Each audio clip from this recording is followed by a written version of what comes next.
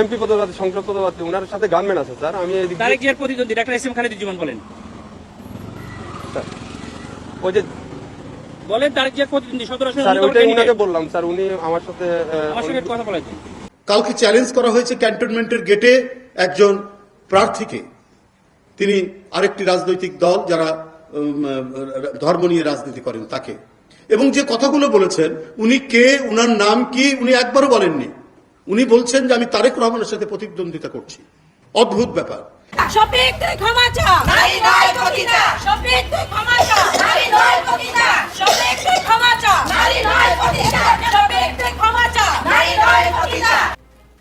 জি, আরেকটা প্রশ্ন। বিএনপির মহাসচিব মির্জা ফখরুল ইসলাম আলমগীর তিনি বলেছেন জামায়াতে ইসলামী দেশকে আফগানিস্তানে পরিণত করতে চায়, জাতিকে পেছনের দিকে নিয়ে যেতে চায়।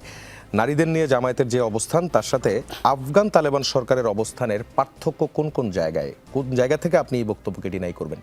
নীল নদের পানি যেমন নীল না, জামাতে ইসলামের ইসলামও ইসলাম না। কারণ তারা বেহেশতের টিকিটের কথা বলছেন, তারা বেহেশতের টিকিট বিক্রি করতে পারেন না।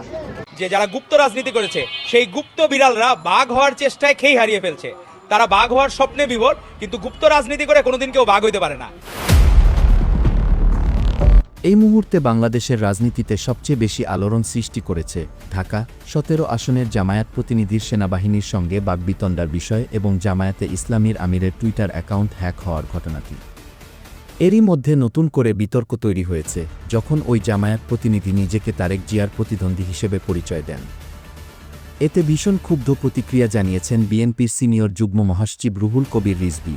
তবে এই ইস্যুতে তিনি ঠিক কি বলেছেন চলুন সরাসরি তার মুখ থেকেই শুনে আসি। কালকে চ্যালেঞ্জ করা হয়েছে ক্যান্টনমেন্টের গেটে একজন প্রার্থীকে, তিনি আরেকটি রাজনৈতিক দল যারা ধর্ম নিয়ে রাজনীতি করেন তাকে, এবং যে কথাগুলো বলেছেন উনি কে, উনার নাম কি, উনি একবারও বলেননি। উনি বলছেন যে আমি তারেক রহমানের সাথে প্রতিদ্বন্দ্বিতা করছি। অদ্ভুত ব্যাপার।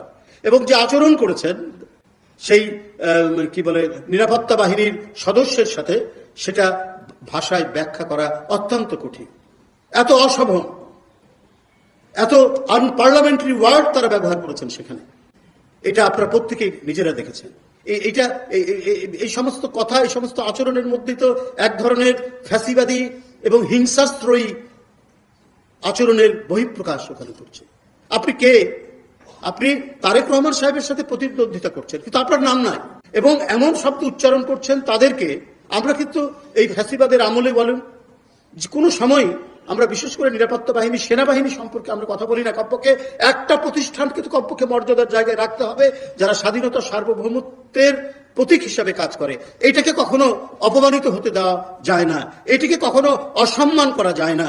এই কারণে আমরা অনেক অত্যাচারিত হয়েছি, আমরা অনেকভাবে আমাদের উপর স্ট্রিং রোলার চলেছে।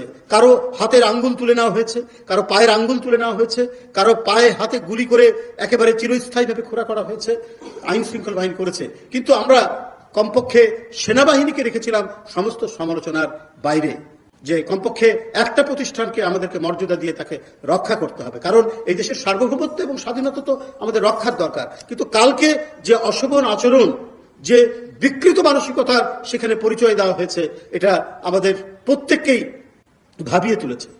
ফ্যাসিবাদ কি আবার নতুন ভাবে, নতুন কায়দায় ধর্মের নাম দিয়ে কোনোভাবে আত্মপ্রকাশ করতে যাচ্ছে কিনা, সেটা তো আরো ভয়াবহ হবে, সেটা আরো ভয়ঙ্কর হবে। এটা আমার মনে হয় আপনারা যারা সাংবাদিক ভাইরা আছেন, আপনারা প্রত্যেকেই বিষয়টা কালকে দেখেছেন।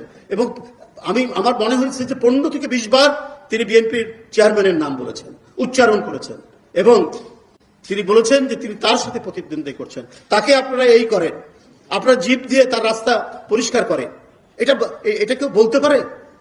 কোন রাজনৈতিক কর্মী? আমরা তো এতদিন ছাত্র জীবন থেকে রাজনীতি করে আসছি, ইউনিভার্সিটির প্রতিনিধিত্ব করেছি, ছাত্র নিজের সংগঠনের সর্বোচ্চ দায়িত্ব পালন করেছি। আমরা তো আমাদের মুখ দিয়ে কোনোদিন বেরোতে পারিনি। অনেক সময় অনেক বিষয়ে আন্দোলনের সময় পুলিশের সাথে আমাদের কথা কাটাকাটি হচ্ছে, ঝগড়া হচ্ছে, কিন্তু এই ধরনের আনপার্লামেন্টারি ওয়ার্ড কোনোদিন আমরা সেই ধরনের ব্যবহার করিনি। আজকে নারীরা আপনার অপমানজনক কথার শিকার হচ্ছে। আজকে নানাভাবে রাজনৈতিক প্রতিপক্ষকে সমালোচনা করারও একটা গণতান্ত্রিক স্ট্যান্ডার্ড আছে, পৃথিবীর সব দেশে আমরা দেখেছি। সেই স্ট্যান্ডার্ড গুলোকেও আজকে নষ্ট করে দেওয়া হচ্ছে।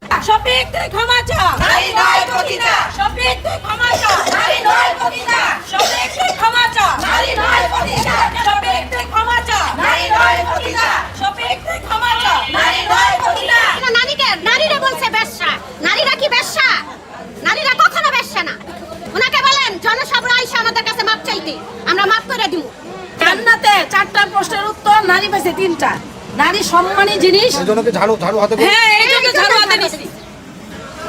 আমাদেরকেও ব্যবসা কি কারণে বললো? আমরা চাকরি করে খাই, আমরা চুরি করে খাই না। নীল নদের পানি যেমন নীল না, জামাতে ইসলামের ইসলাম ও ইসলাম না। কারণ যারা বেহেশতের টিকিটের কথা বলছেন, তারা বেহেশতের টিকিট বিক্রি করতে পারেন না। বেহেশতের টিকিট বেহেশত থেকে যাবেন না যাবেন সে মাত্র একমাত্র আল্লাহ পাক রোজ কিয়ামতের দিন হাসরের ময়দানে নির্ধারণ করবেন। অন্য কারোর এই টিকিট বিক্রি করার ক্ষমতা নাই। প্রথম হলো সুশাসন নিশ্চিত করা। যে রক্তপাত বন্ধ করেছি, যে সন্ত্রাস বন্ধ করেছি, যে মাদক বন্ধ করেছি, যে দুর্নীতি বন্ধ করেছি, এই বন্ধটা স্থায়ী রূপ দেওয়া, এটা হলো আমার প্রথম মাস্টার প্ল্যান। উন্নয়নের দিকে নজর দেওয়া, সামাজিক হানাহানি যেগুলো হতো সেই জায়গাটা আরও সংহতি ফিরিয়ে আনা, এটাই শৈলকুপার বিষয় আমার প্রথম মাস্টার প্ল্যান। যে যারা গুপ্ত রাজনীতি করেছে সেই গুপ্ত বিড়ালরা বাঘ হওয়ার চেষ্টায় খেই হারিয়ে ফেলছে। তারা বাঘ হওয়ার স্বপ্নে বিভোর, কিন্তু গুপ্ত রাজনীতি করে কোনোদিন কেউ বাঘ হইতে পারে না।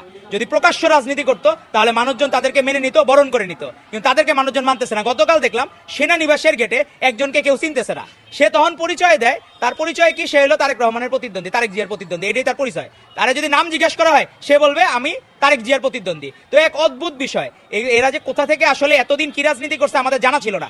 17 বছরে তার রাজপথের কোনো ছবি দেখাইতে পারবে না। যে তাদের কি নথিপত্র, দলিলপত্র যদি বলা হয় যে আপনার রাজপথের দলিলপত্র দেখান, এরা কোনো একটা সিঙ্গেল ছবি দেখাইতে পারবে না। তো এই ধরনের মানুষজন যখন রাজনীতিতে আসবে, তাদের আচার আচরণে যে ধরনের দাম্ভিকতা, তারা নির্বাচিত হয় যদি ভুল করে, তাহলে এই দেশের উপর মানে গজব নাজিল হয় না, এরকম গজব নাজিল হবে তারা যদি ভুল করে নির্বাচিত হয়। কারণ তারা এখনই আইনের প্রতি শ্রদ্ধাশীল না।